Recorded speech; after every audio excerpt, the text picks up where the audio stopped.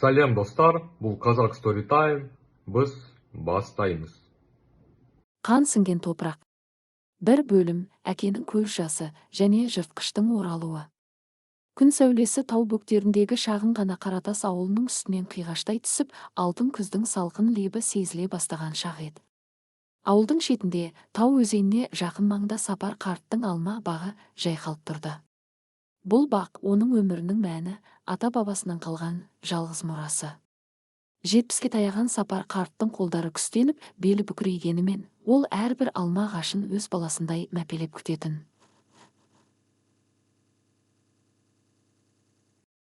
Оның жалғыз ұлы Ілияс осыдан 10 жыл бұрын ақша тауып, жағдайымызды түзеймін деп шетелге кеткен.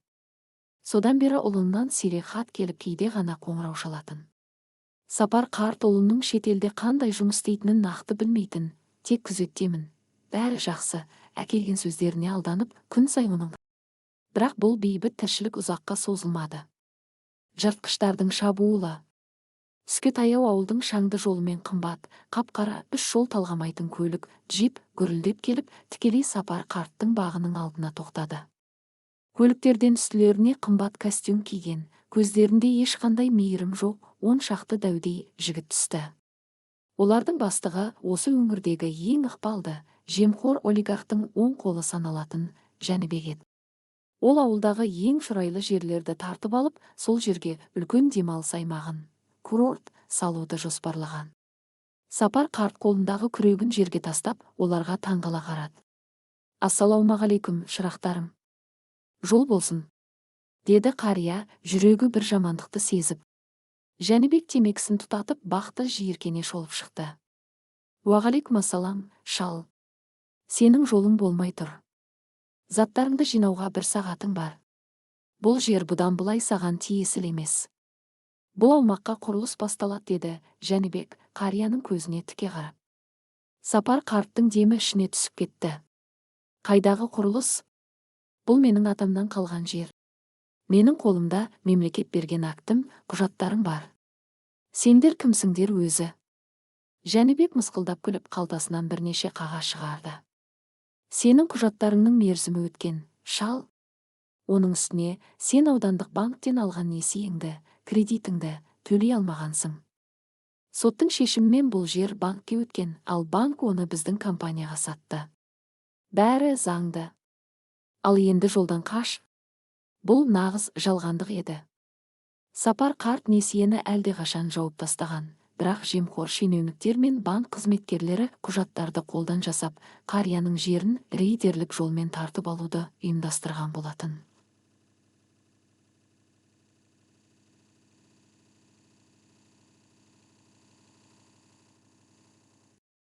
Бұл өтірік. Мен бәрін төлегем. Мен ешқайда кетпеймін. Бұл менің баламның үйі. Деп айқайлады Сапар қарт, үйінің есігін кеудесімен жауып. Жәнібек басын шайқап, қасындағы бұзақыларға ым қақты. Екі дәу жігіт алға ұмтылып, 70-тегі шалды жағасынан жұлып алды. Сапар қарт қарсыласпақ болып еді, біреуі оның ішінен ауыр бәтеңкесімен теуіп жіберді. Қария ауа жетпей қырылдап, құмға шалқасынан құлап түсті. Ақылсыз шал, деді Жәнібек, жерде жатқан қарияның үстінен түкіріп. Жігіттер, үйдің ішіндегі қоқыстарын далаға лақтырыңдар. Трактор шақырыңдар, мына ағаштардың бәрін түбімен қопарып тастасын. Бұзақылар Сапар қарттың үйіне кіріп, оның ескі көрпе жастықтарын, ыдыс аяқтарын, марқұм әйелінің суреттерін далаға, шаңның арасына лақтыра бастады. Ал ауыл адамдары бұл сұмдықты көріп тұрса да, Жәнібектің адамдарынан қорқып, ешкім араша түсуге батылы бармады.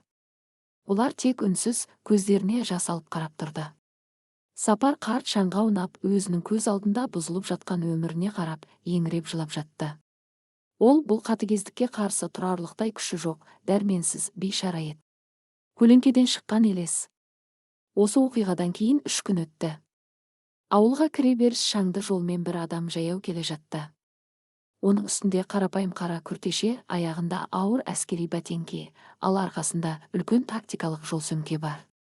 Оның бойы ұзын, кең иықты. Бірақ ең назар аударарлығы оның жүзі еді. Оның оң жақ бетінде ескі, терең тыртық бар, ал көздері өлімді, қанды және тозақты сан рет көрген адамның өте су, мұздай жанары болатын.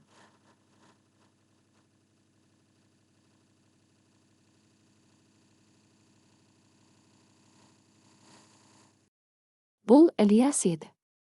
10 жыл бұрын ауылдан кеткен қарапайым жігіт енді жоқ.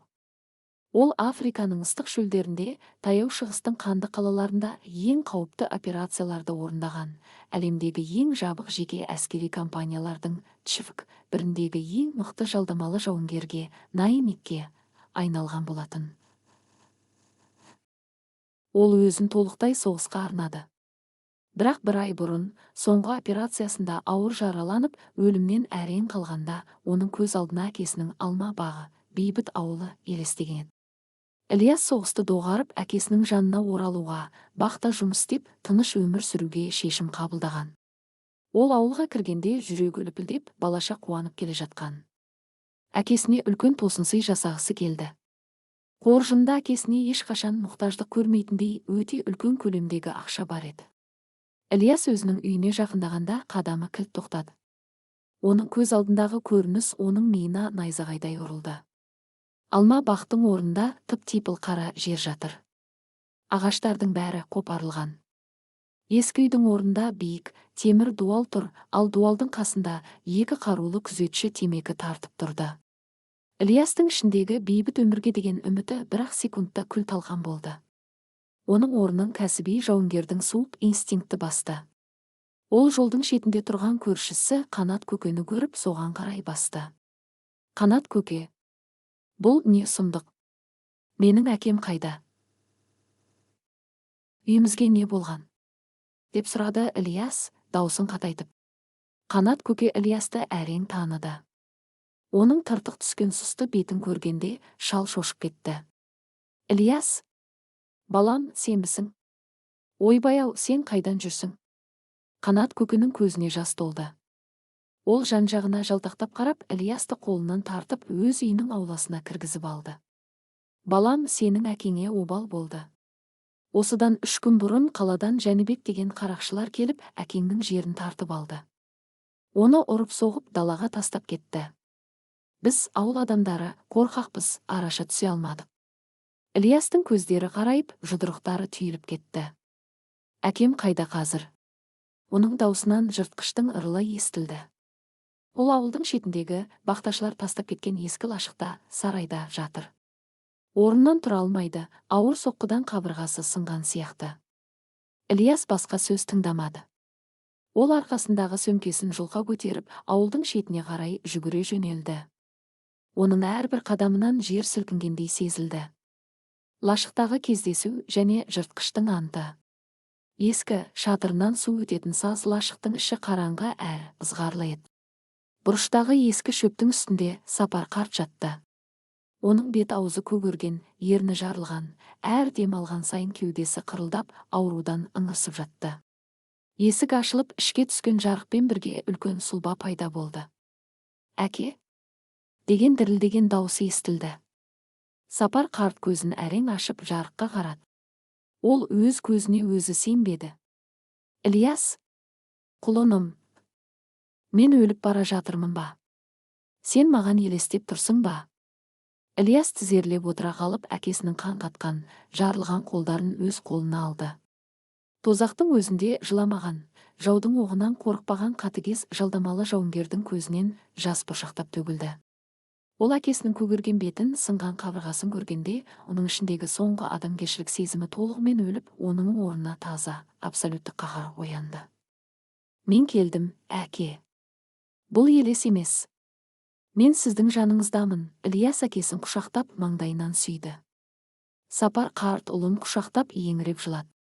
Ол өзінің қорланғанын, жерінен айырылғанын баласына айтып берді. Балам, сен оларға жолама. Олар өте қауіпті. Олардың ақшасы көп, артында үлкен адамдар тұр. Біз дәрменсізбіз, құлыным. Құдай олардың жазасын өзі берер, сен аман болсаң болды. Ілияс үнсіз қалды. Ол әкесінің сөздерін мұқият тыңдады, бірақ оның миында басқа жоспар құрылып жатқан еді. Дәрменсізбіз. Құдай жазасын береді. Жоқ, Африка мен Сирияда Ильяс бір нәрсені анық түсінген.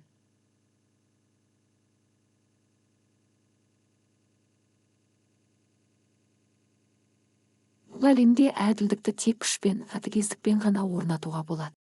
Және бұл қарақшылар Ильястың кім екенін, оның қандай тозақтан өткенін әлі білмеген еді.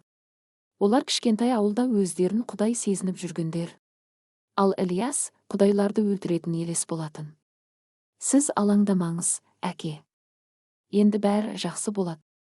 Мен сізді қалалық ауруханаға жіберемін. Сіз емделіп шыққанша мен бұл жақтаға шаруаларды реттеймін. Ильяс орнынан тұрды. Ол үлкен тактикалық сөмкесін жерге қойып, найзағайын ашты. Бұл сөмкенің ішінде ауылға келген кәдесыйлар жоқ еді. Оның ішінде толық әскери тактикалық жабдықтар, кевлар бронежилеті, қара түсті маска, 2 арнайы жауынгерлік пышақ, байланатын пластик кісендер, стяжкалар және түнде көретін аппарат, пынып жатты. Ол бұларды шекарадан арнайы жолдармен өткізіп келген еді. Ол өзінің ескі, қан сіңген қара күртешесін киіп, белдігіне пышақтарын қыстырды. Айнаға, сынған әйнекке қараған кезде оның жүзіндегі тыртық бұрынғыдан да қорқынышты болып көрінді. Оның көздерінен жылылықтың бәрі өшіп, нағыз аңшының көзқарасы пайда болды. Олар Сапар қарттың үйін алды. Олар оның көз жасын төкті. Енді олар бұл үшін қанмен төлейтін болады. Түн батқанда Ильяс лашықтан үнсіз шығып қараңғылыққа сіңіп кетті. Аң аулау басталды, қан сіңген топырақ. 2 бөлім, түнгі елес және жыртқыштың ойыны. Айсыз түн. Тау бөктеріндегі ауылды қою, қараңғы түнек басты. Күндізгі шуыл басылып, тек шегірткелердің шырылы мен алыстан аққан тау өзенінің гүрілі ғана естіледі. Бірақ Сапар қарттың тартып алынған алма бағындағы ескі үйдің іші мен сырты улап-шулап жатты. Жәнібек қалаға өз бастығына кеткен болатын, ал бұл жерді күзетуге, ертеңгі құрылыс техникасын күтіп алуға өзінің ең сенімді, қатыгез 8 бұзақысын қалдырған еді. Бұл көше қарақшылары өздерін осы жердің жаңа қожайыны сезінді. Үйдің ауласына үлкен от жағып, Сапар қарттың өмір бойы жинаған ескі жиһаздарын, ағаш төсектерін отқа лақтырып, ет асып, арақ ішіп мәз-мейрам болып жатты. Олар үшін бұл жай ғана кезекті Отжималовка жерді күшпен тартып алу еді. Олар қорғансыз шалдарды жылатып үйренген, ешкім оларға қарсы шыға алмайды деп әбден мастанған болатын. Бірақ олар қараңғылықтың ішінен өздеріне қарай өлім періштесінің баяу, дыбыссыз қадаммен келе жатқанын сезгенде жоқ. Көлеңкедегі аңшы. Ильяс үйінен 200 метрдей жердегі биік қарағайдың көлеңкесінде тоқтады. Оның үстінде түнгі қараңғылыққа сіңіп кететін арнайы тактикалық киім, combat shirt. Басында түнде көруге арналған соңғы үлгідегі әскери аппарат, прибор ночного видения. Ол бұл құрылғыны қосқан кезде бүкіл аула, оттың басында қарқылдап күліп отырған 8 адамның әрбір қимылы, тіпті олардың темекілерінің түтініне дейін жап-жасыл, анық экранда көрініп тұрды. Ильяс оларды бақылап біраз тұрды. Сирияның қираған қалаларында немесе Африканың ну ормандарында ол нағыз кәсіби лаңкестермен, қаруланған әскерлермен соғысып үйренген еді. Ал мыналар бұлар жай ғана көшедегі әлсіздерге әлімжеттік жасайтын, ішімдікке тойған қорқақтар тобы болатын. Ильяс үшін оларды жою физикалық тұрғыдан ешқандай қиындық тудырмайтын. Бірақ оның мақсаты жай ғана өлтіру емес еді. Оның мақсаты әкесінің төгілген әрбір тамшы көз жасы үшін олардың жүрегіне өмір бойы кетпейтін, ақыл естерінен адастыратын қорқыныш ұялату. Олар Ильястың атын естігенде қалтырап оянатын дәрежеге жетуі керек. Ол қалтасынан ұзындығы 20 сантиметр болатын, жүзі күңгірттенген, жарық шағылыспайтын 2 жауынгерлік шағын суырды да, аула қарай шырғып жылжыды. Оның қадамында ешқандай дыбыс жоқ, тіпті құрғақ жапырақтар да оның ауыр бәтеңкесінің астында сыбдыр қақпады. Алғашқы құрбандық үнсіздік симфониясы. Ауланың сыртында жаңадан орнатылған темір дуалдың қақпасында 2 бұзақы күзетте тұрған еді. Олардың біреуі қабырғаға сүйеніп телефоннан бейнеролик көріп күліп тұрса, екіншісі темекісін бұрқыратып қараңғылыққа қарап есінеп тұрған. Ильяс дуалдың сыртынан олардың дәл артына келіп тоқтады. Ол ауадай жеңіл қимылмен 3 метрлік темір дуалдан асып түсіп, екінші бұзақының ту сыртынан пайда болды. Бұзақы темекісін аузына апара бергенде, кенеттен оның аузын темірдей қатты, былғары қолғап киген қолмықтап басты. Бұзақы үн шығарып үлгермеді. Ілиястың екінші қолы оның мойнындағы ұйқы артериясын, сондай артерия, дәл тауып, бар күшімен қысты.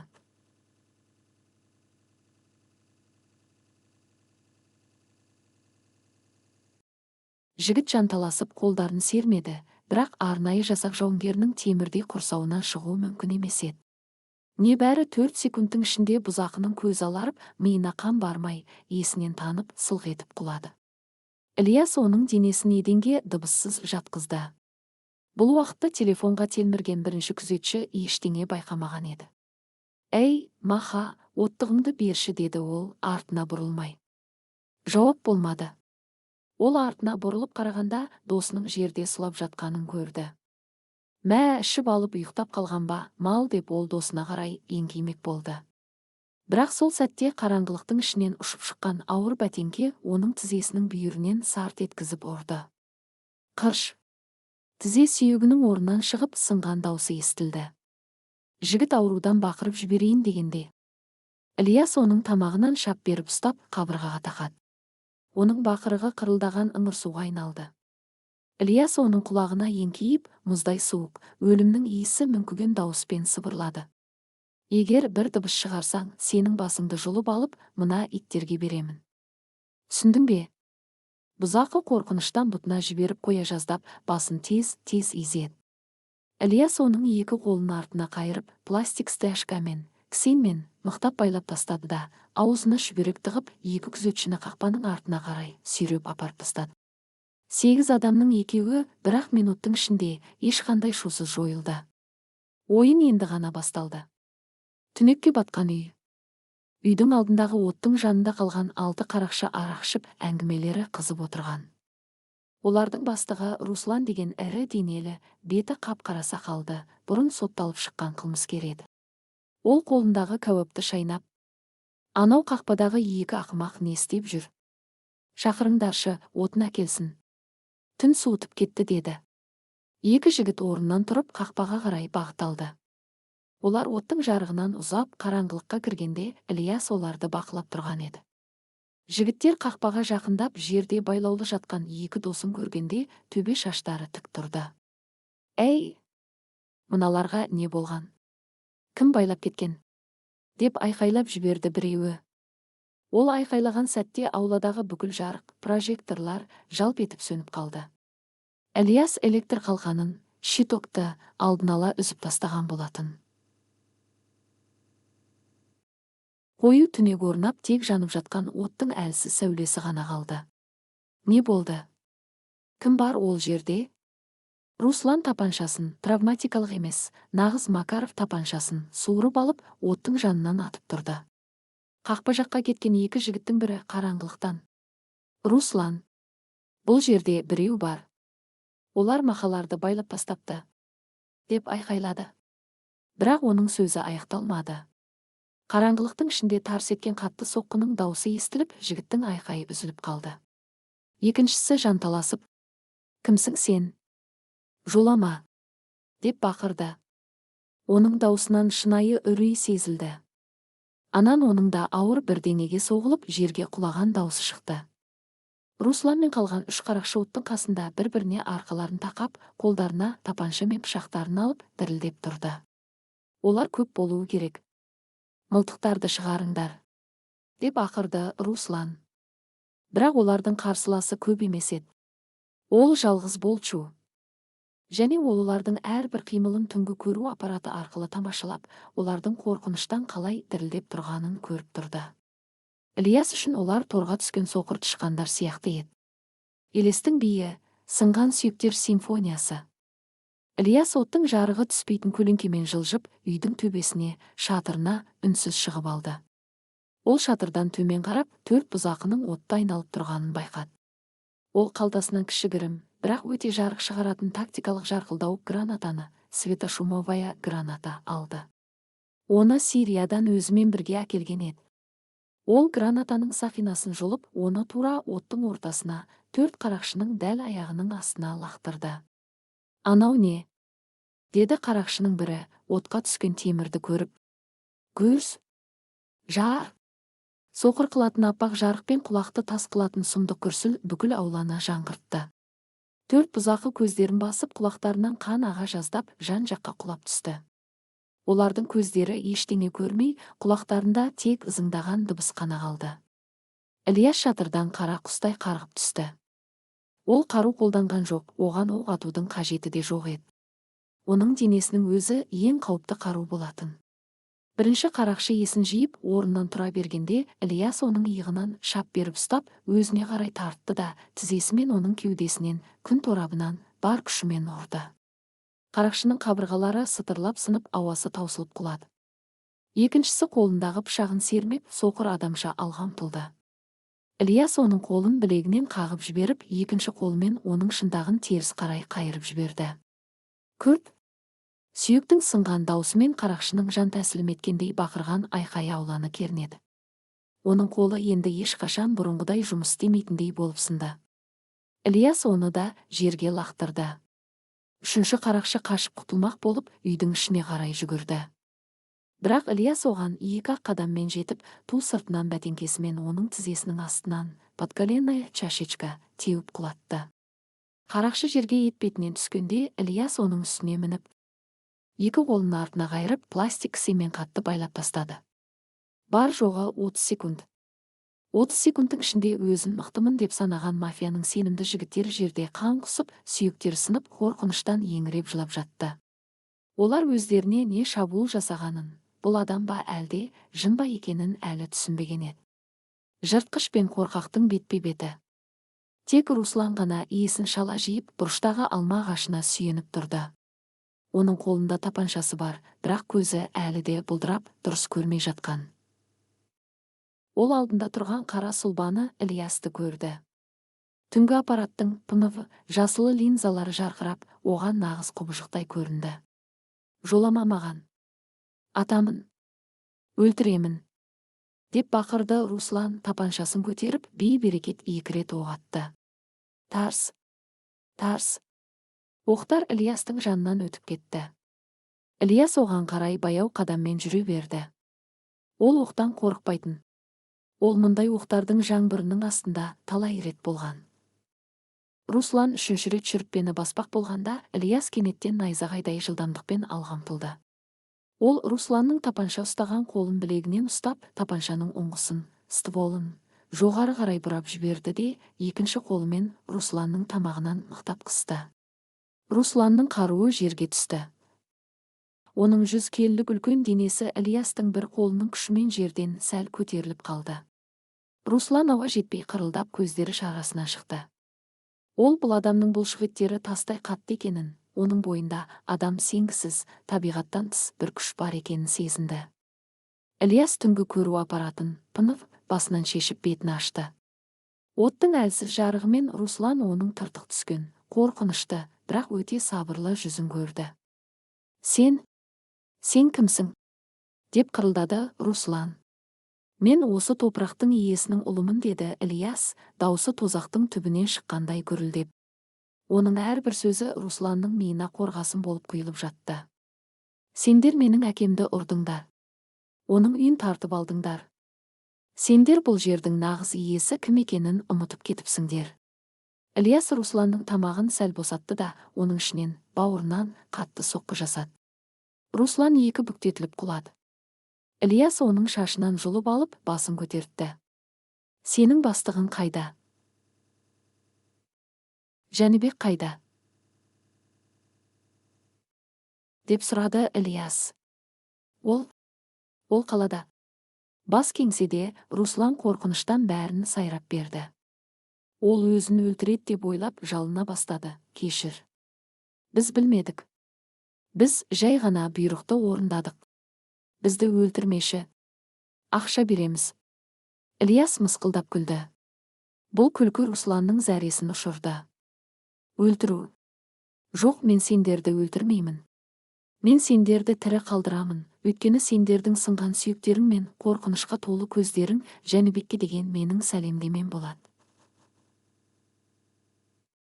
Телефон қоңырауы, соғыстың жариялануы. Ильяс Русланның қалтасынан телефонын суырып алды. Ол контактілерден Жәнібек шеф деген нөмірді тауып қоңырау шалды. Түнгі сағат 3-те қаладағы қымбат мейрамханада көңіл көтеріп жатқан Жәнібек телефонды алды. Алло, Руслан. Не болды түн жарымында? Шал қайтып келді мене? Деді Жәнібек маңғазданып. Телефонның арғы жағынан Русланның емес, мұздай суық, қатыгез дауыс естілді. Ол шал емес. Оның ұлы. Жәнібек түсінбей қалды. Қандай ұлы? Сен кімсің өзі?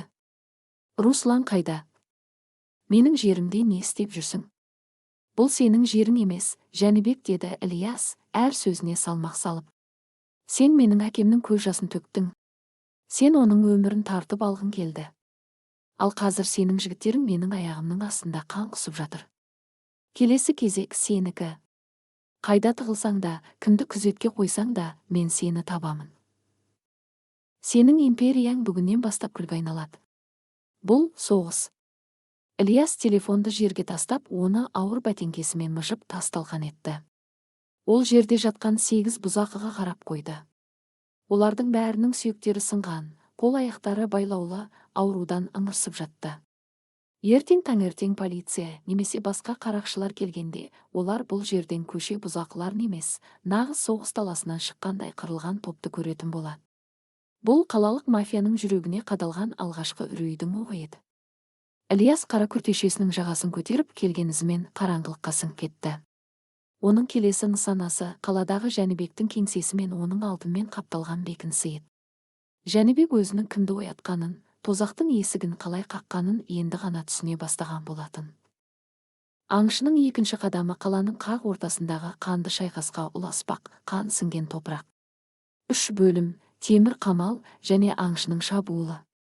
Түнгі сағат 3-те қаланың ең қымбат, жабық лэп мейрамханасында Жәнібектің көңіл күйі тасталған болды. Ол қолындағы мыжылған телефонды мәрмәр еденге бар күшімен лақтырып ұрды. Телефон сынып бөлшектері жан-жаққа ұшып кетті. Оның қасында отырған жас қыздар мен оққағарлары, телохранительдері не болып қалғанын түсінбей, үрейлене қарап қалды. Жәнібектің миына жаңа ғана естіген мұздай су, өлімнің лебі ескен дауыс қайта-қайта кіріп шығып жатты. Сенің жігіттерің менің аяғымның астында қан құсып жатыр.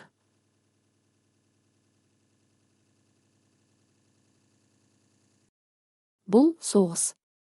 Ол бұл сөздерді жай ғана қорқыту деп қабылдай алмас еді, өйткені Руслан сияқты бұрын сотталған, қатыгез қасқырдың бауыздалуға шақ қалған қойша қырылдап жатқанын өз құлағымен естіді. Ол өзінің қауіпсіздік қызметінің бастығы, бұрынғы арнайы жасақ, ОМОН майоры болған, қазір қылмыстық әлемде аты шыққан Бауыржанға бұрылды. Баука, қазір өзімнің ең мықты 10 жігітіңді алда, Қаратас ауылына тарт. Анау шалдың жеріне бар. Ол жерде бірдеңе болды. Руслан байланысқа шықпай қалды. Кім болса да тірідей ұстап әкеліңдер, деп ақырды Жәнібек, маңдайынан суық тер бұршақтап. Бауыржан үнсіз басын изеп, қару-жарақтарын асынып далаға қарай шығып кетті. Жәнібек вискиден үлкен бір жұтым ішіп креслосына сүйенді. Бейшара шалдың қандай ұлы болуы мүмкін? Ең көбі ауылдың төбелес қой бір маскүнемі шығар. Менің адамдарым оның сүйегін итке тастайды деп өзін-өзі жұбатпақ болды. Бірақ оның ішкі инстинкті үлкен қауіптің жақындап қалғанын сезіп тұрған еді. Таңғы сұмдық, профессионалдың ізі. Таң атып келе жатқанда Бауыржанның 2 қара джипі Сапар қарттың бұрынғы алма бағына келіп тоқтады. Бауыржан көліктен түскен бойда қолына автоматын алып сақтана алға басты. Ауланың іші өлі тыныштыққа батқан. От баяғыда сөніп, тек түтіні ғана бұрқырап жатыр. Руслан, қайдасыңдар? Деп айқайлады Бауыржанның адамдарының бірі.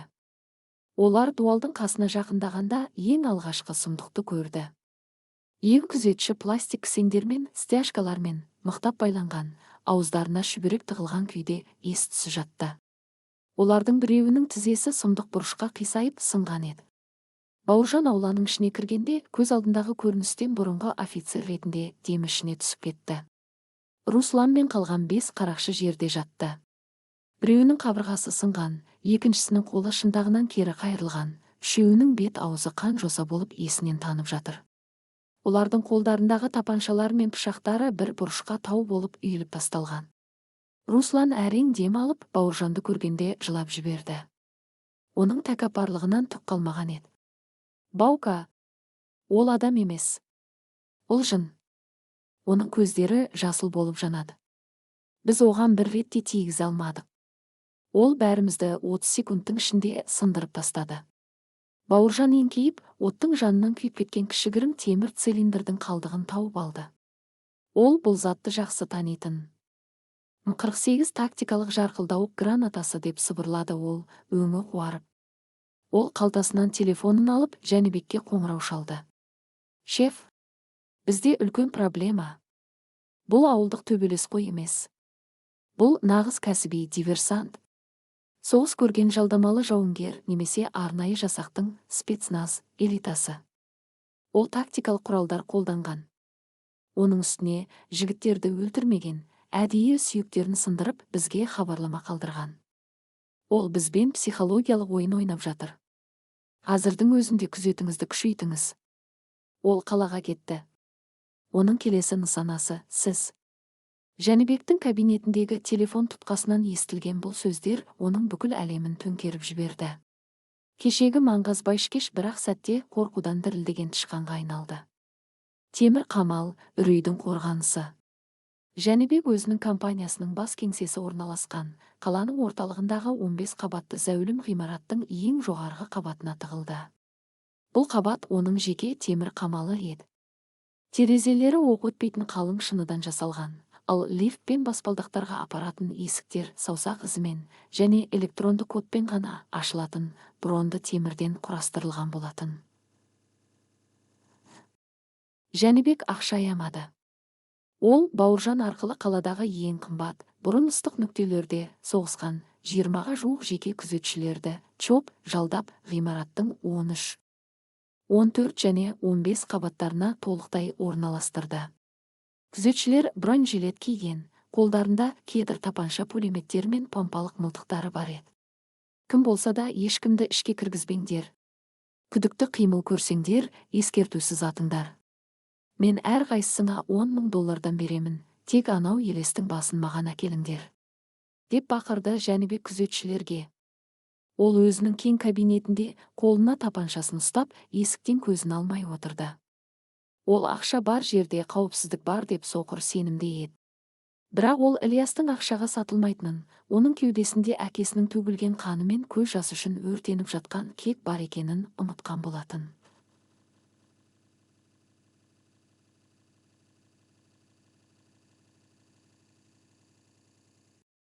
Елестің енуі желдеткіштегі ажал. Түнгі сағат 11. Қаланың орталығындағы өмір қызып жатса да, Жәнібектің 15 қабатты ғимаратының жоғарғы қабаттары үнсіз қорғанысқа көшкен. Бұл кезде Ілияс ғимараттың қарама-қарсы жағында орналасқан салынып жатқан биік құрылыс нысанының шатырында тұрды. Ол Жәнібектің ғимаратына бас есіктен кіріп, оққа ұшуды көздеген жоқ. Оның үстінде қара түсті тактикалық комбинезон, бетінде қара маска. Ол құрылыс кранынан Жәнібектің ғимаратының шатырына дейін қалың, арнайы кевлар арқанды, трос тартып бекітті. Бұл зиплайн әдісі еді. Ілияс терең демалды да қараңғылықтың ішіне күмп берді. Ол ауада құстай ұшып, ешқандай дыбыс шығармастан Жәнібектің 15 қабаттағы шатырына келіп қонды. Тросты тез арада шешіп төмен қарай лақтырып жіберді. Оның артында ешқандай із қалмады. Шатырдағы желдеткіш жүйесінің вентиляция, ауыр темір торын ол дыбыссыз кесетін арнайы лазерлік кескішпен, резакпен.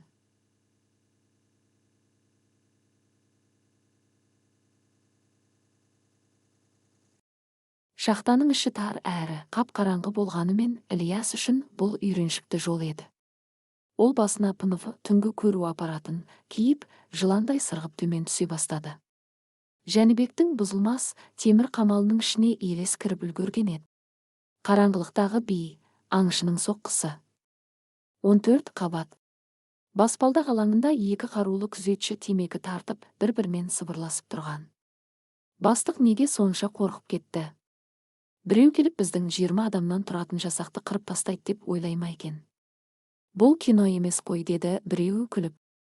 Оның сөзі аузында қалды. Кенеттен бүкіл қабаттың жарығы шырт етіп сөніп қалды. Тек қабырғадағы әлсіз, қызыл түсті авариялық шамдар ғана жыпылықтап қосылды. Ильяс ғимараттың бас электр қалқанын желдеткіш шахтасы арқылы бұзып, жарықты өшірген болатын. Қызыл шамдардың астындағы дәліз нағыз тозақтың кіреберісіндей қорқынышты көрінді. Жарық қайда? Рацияны қос, деп айқайлады күзетші, мылтығын кезеп. Бірақ рациядан тек ызыңдаған кедергілер помехи ғана естілді. Ильяс сигналды тұншықтырғыш глушилка қосқан еді. Ешкім сыртпен де, төменгі қабатпен де байланыса алмайтын болды. Төбедегі желдеткіш торы ақырын ашылып, қара сұлба үнсіз төмен құлады. Ильяс бірінші күзетшінің дәл артына түсті. Ол бір қолымен күзетшінің мылтығының ұңғысын жоғары қайырып жіберіп, екінші қолындағы тактикалық пышағының сабымен оның шүйдесінен бар күшімен ұрды. Күзетші үн шығармай еденге сұлап түсті. Екінші күзетші бұрылып үлгергенше Ильяс оған қарай жолбарыстай атылды. Күзетші шүріппені басуға әрекеттенді, бірақ Ильяс оның қолын білегінен ұстап алып, ауыр джиу-джитсу әдісімен оны жерге алып ұрды. Оның тізесі күзетшінің кеудесіне тиіп, ауасын шығарды да, артынша оны қылғындырып есінен таңдырды. Екеуі де байланып дәліздің бұрышына тасталды. Ильяс 14 қабаттың дәлізімен алға басты. Алда оны Бауыржан бастаған негізгі күш күтіп тұрған еді. Дәліздің ортасына келгенде арғы бастан 5 қарулы күзетші көрінді. Олардың қолдарында жарқыраған фонариктер бар. Ол осы қабатта. Атыңдар, деп бұйырды Бауыржан. Дәліз іші оқтардың күрсілі мен жарығына толды. Тарс, тарс, тарс. Оқтар қабырғаларды тесіп, шыныларды шағып жатты. Бірақ Ильяс олардың көз алдында жоқ еді. Ол оқ атылғанға дейін 1 секунд бұрын дәліздің бүйіріндегі кеңес бөлмесіне переговорная кіріп үлгерген болатын. Ильяс қалтасынан 2 түтін гранатасын, дымабая, шашка шығарып, есіктен дәлізге қарай лақтырды. Қою, сұр түтін лезде бүкіл дәлізді қаптап кетті.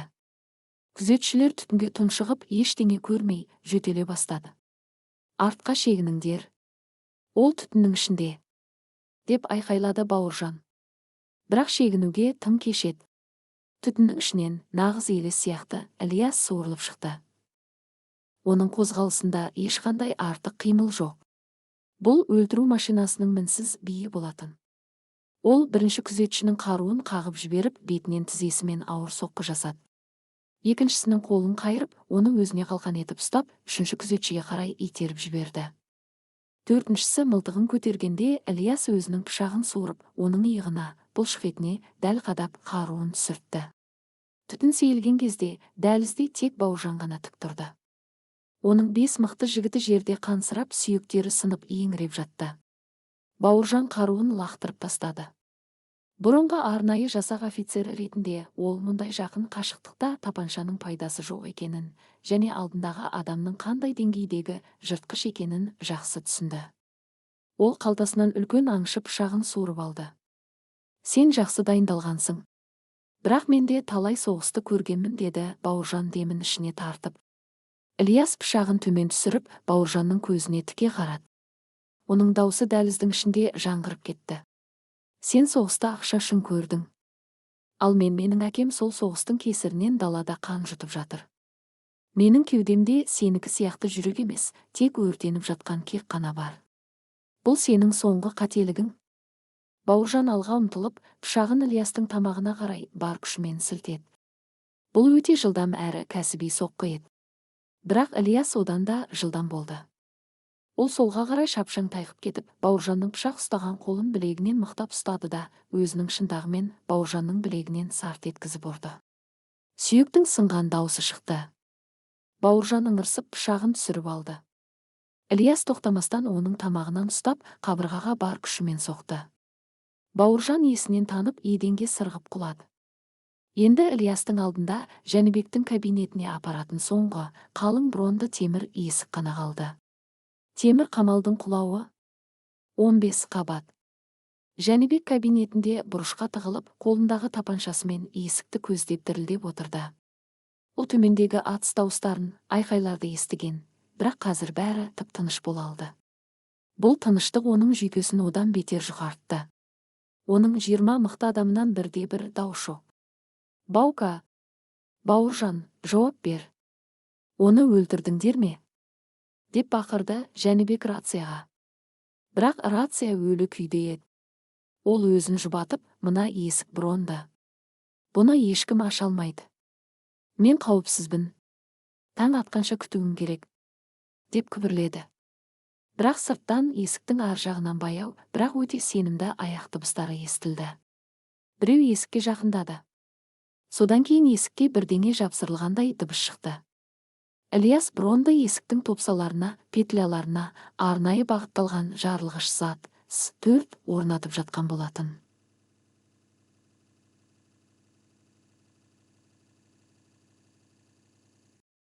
Жәнібек деген мұздай дауыс есіктің ар жағынан естілді. Бұл дауыс қалың темірден өтіп Жәнібектің сүйегіне дейін жетті. Менің әкем сенің көзіңше жылады. Енді сенің жылайтын кезегің келді. Гүрс. Сұмдық жарылыс ғимаратты сілкінтіп жіберді. Оқ өтпейтін, бұзылмас деп саналған ауыр бронды есік ындасынан жұлынып, бөлменің ішіне қарай ұшып түсті. Кабинеттің ішін қою, шаң мен түтін басты. Жәнібек қорқыныштан бақырып жіберіп, түтінге қарай бей-берекет оқ жаудыра бастады. Тарс, тарс, тарс. Оның тапаншасындағы оқ бітіп, қаруы сырт-сырт етіп бос қалғанша ол баса берді. Түтіннің ішінен ешбір оқ тимеген Ілияс баяу қадаммен суырылып шықты. Оның түнгі көру аппаратының жасыл линзалары Жәнібекке тіке қарап тұрды. Бұл көрініс Жәнібектің ақыл есін жындылыққа апара жаздады. Ол қолындағы бос тапаншаны лақтырып жіберіп, бұрышқа қарай шегіне берді. Кімсің сен? Жолама маған. Не қалайсың? Мен саған $1,000,000 беремін. Менде сейфте ақша бар. Мен бұл қаланың жартысын билеймін, егер маған тиіссең сені жердің астынан болса да тауып алады. Деп жалынды әрі қорқытпақ болды Жәнібек, еденде жорғалап. Ілияс оған жақындап келді. Ол асыққан жоқ. Ол Жәнібектің әрбір қорқынышқа толы демін тамашалап тұрғанда еді. Ілияс маскасын шешіп түнгі аппаратын басынан алды. Жәнібек оның бетіндегі тыртықты, адам қанына тоймайтын өлім періштесіндей суық көздерін көрді. Мен саған айттым ғой. Мен Сапардың ұлымын. Менің әкемнің көз жасы сенің $1,000,000-дан 1000 есе қымбат. Сен оның жерін тартып алып, өзің қорлаған кезде өзіңді Құдай сезіндің бе? Енді қара өзіңе. Сен кімсің қазір? Ілияс Жәнібекті жағасынан жұлып алып, орнынан тұрғызды. Жәнібек дірілдеп пұтына жіберіп қойды. Оның бүкіл байлығы, билігі мына қарапайым жігіттің алдында шаң тозаңындай құнсыз болып қалған еді. Оның темір қамалы да, 20 күзетшісі де оны ажалдан құтқара алмады. Ілияс оны бөлменің ортасындағы үлкен әйнек терезеге апарып, бар күшімен соқты. Әйнек шытынап кетті. Жәнібек төмендегі тұңғиыққа қарап, бас айналып бақырды. Жоқ, өлтірмеші. Жалынам. Мен жердің бәрін қайтарып беремін. Бәрін заңдастырып беремін. Қаласаң, менің барлық компаниямды ал. Тек мені тастамашы. Деп өксіп жылады ол. Ілияс оның тамағын қаттырақ қысты. Менің әкем маған олар өте қауіпті, олардың ақшасы көп, оларға жолама деді. Мен оған бәрі жақсы болады деп уәде бердім. Мен өз уәдемде тұрамын. Сен маған қағаздарыңды қайтарасың. Бәрін заңдастырасың. Бірақ бұл жеткіліксіз. Сен менің әкемнің қорлығы үшін өз қаныңмен жауап беретін боласың. Ілияс Жәнібекті еденге лақтырып тастады да, өзінің тактикалық пышағын суырды. Жәнібектің жанайқайы ғимараттың ішінде жаңғырып кетті. Бірақ Ілиястың мақсаты оны өлтіру емес еді. Оның жоспары бұдан да қатыгез, бұдан да терең болатын. Ол Жәнібектің империясын ішінен шірітіп, оның есімін қала тарихындағы ең үлкен масқараға айналдырмақшы еді. Түн енді ғана ортасынан ауған болатын. Қан сіңген топырақтың кегі әлі толық қайтқан жоқ. Қан сіңген топырақ. 4 бөлім. Айдаһардың оянуы және ауылдағы қанды қақпан. 15 қабатты ғимараттың ең жоғарғы қабатындағы бронды есігі жұлынған кабинеттің ішінде өлі тыныштық орнады. Түтін араласқан ауада тек Жәнібектің қорқыныштан дірілдеп алқынып алған тынысы ғана естіледі. Оның маңдайына тақалған суық болат Ілиястың тактикалық пышағы, оның тәкаппарлығын, миллиондаған долларлық империясын бір-ақ сәтте түкке тұрғысыз етіп тастаған еді. Ілияс пышағын сәл ғана басып, Жәнібектің мойнынан қан тамшысын шығарды. Мен сені өлтіру үшін ғана келген жоқпын, Жәнібек. Өлім сен үшін тым оңай құтылу болар еді, деді Ілияс, даусы мұздай суық, жаңғырығы Жәнібектің сүйегіне дейін жетіп. Менің әкемнің жерін тартып алу туралы бұйрыққа қай қолыңмен қол қойдың? Оң қолыңмен бе?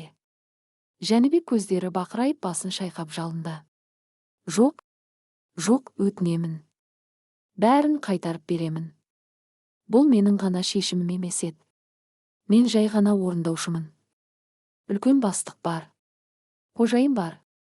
Ол бұйырды. Ілияс оның сөзін бөлді. Ол Жәнібектің оң қолын білегінен мықтап ұстап, оны үстелдің шетіне қойды. Мен білемін. Сен сияқты қорқақтар ешқашан жалғыз әрекет етпейді. Бірақ қол қойған сенсің. Күрт. Ілияс өз шынтағымен Жәнібектің оң қолының білегінен бар күшімен ұрып жіберді. Сүйектің сынған даусы кабинетті кернеп, Жәнібектің бақырған айқайы төменгі қабаттарға дейін естілді. Оның қолы енді ешқашан жалған құжаттарға қол қоя алмайтындай болып, жансыз салбырап қалды.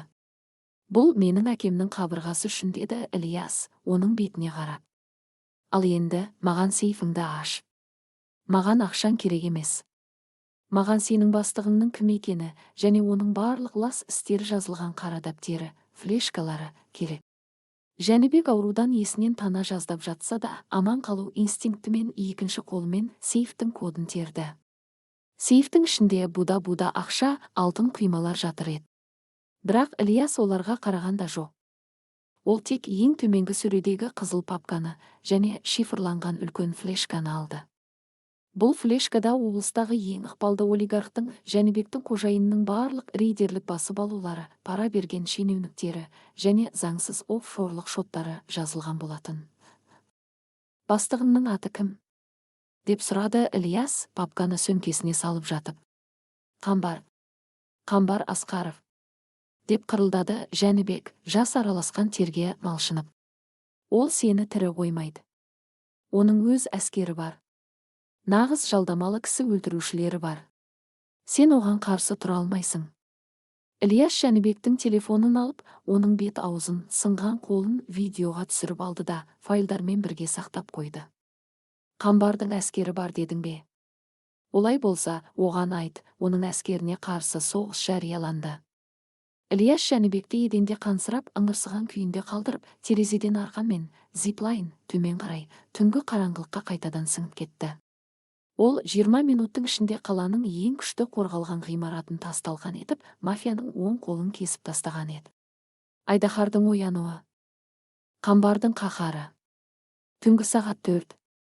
Қала сыртындағы биік дуалмен қоршалған, нағыз бекіністей көрінетін зәулім сарайда Қамбар Асқаров оянды. Ол елулер шамасындағы суық көзқарасты, билік пен қатыгездікке әбден үйренген алпауыт олигарх еді. Оның ұялы телефонына Жәнібектің қауіпсіздік қызметінен шұғыл қоңырау түсті. Ол хабарламаны тыңдап, халат киген бойы өзінің жеке кабинетіне түсті. Оның алдында күзет бастығы қалтырап тұрды. Не болды? Жәнібектің кеңсесіне кім шабуыл жасады? Полиция ма, әлде бәсекелестер ме? Деп сұрады Қамбар, даусы тып-тыныш, бірақ өте үрейлі шығып. Жоқ, Қамбар мырза. Ол жалғыз адам. Ол бүкіл 20 күзетшіні қарусыз, үнсіз залалсыздандырған. Жәнібектің қолын сындырып, сейфтегі барлық қара құжаттарды, сіздің флешкаңызды алып кетіпті. Жәнібек ауруханада жатыр. Бұл әлгі Қаратас ауылында біз жерін тартып алған шалдың ұлы екен. Ол қарапайым адам емес, нағыз кәсіби диверсант көрінеді, деп баяндады күзет бастығы. Қамбардың көздері тарылып кетті. Оның миллиондаған долларлық бизнесіне, саяси байланыстарына бір ғана ауылдық жігіт қауіп төндіріп тұр еді. Егер ол флешкадағы мәліметтер ұлттық қауіпсіздік комитетіне, ОК немесе тәуелсіз журналистерге жетсе, Қамбардың бүкіл өмірі түрмеде өтетіні анық болатын. Ол үстелін жұдырығымен бар күшімен ұрып жіберді. Бір ауылдың малбағары менің империямды құлатпақшы ма? Деп ақырды ол. Маған Тахирді шақыр. Тез. 10 минуттан кейін кабинетке Тахир кіріп келді. Тахир қамбардың ең лас, ең қанды істерін атқаратын арландар деп аталатын элиталық жалдамалылар тобының басшысы. Ол бұрын арнайы жасақта мерген снайпер болған, жүзінде ешқандай эмоция жоқ, сөзге сараң, нағыз психопат жауынгер еді. Тахир, деді қамбар, оның көзіне қарап. Біздің артымызға бір кәсіби жауынгер түсті. Ол менің құжаттарымды ұрлады.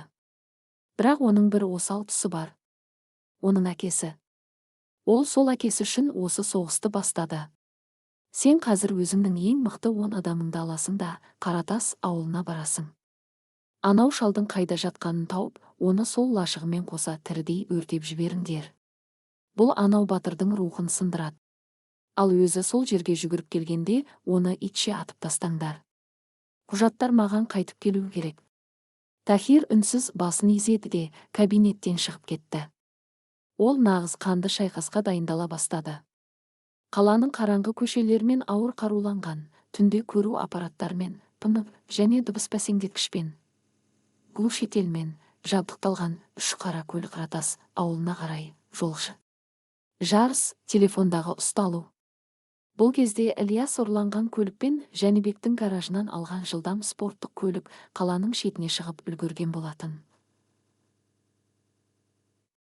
Ол флешканы өзінің әскери планшетіне қосып, ішіндегі мәліметтерді шетелдік қауіпсіз серверлерге, бұлтқа жүктеп жатты.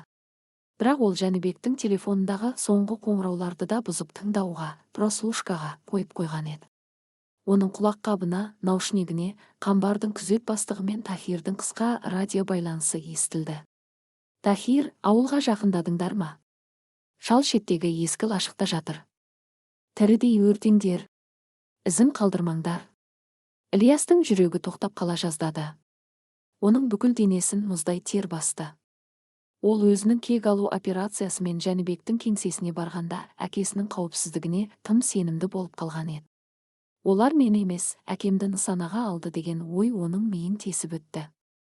Ол көліктің газ педалін еденге дейін басып, сағатына 200 шақырым жылдамдықпен Қаратас ауылына қарай құстай ұшты.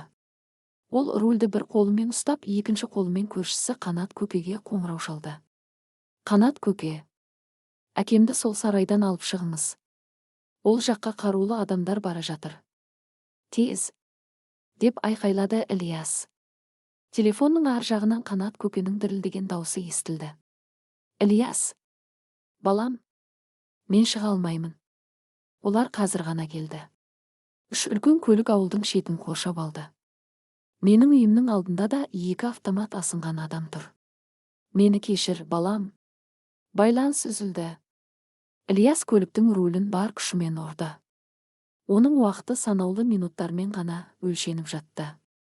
Ол әкесіне 2-ші рет кешігіп жетуге құқығы жоқ еді. Қаратастағы торуыл, аңшы мен жендеттердің кездесуі. Таңғы сағат 6. Ауылдың шетіндегі ескі лашықтың айналасын қою тұман басқан. Тахирдің 10 адамы көліктерін сөндіріп, лашықты жан-жақтан қоршауға алды.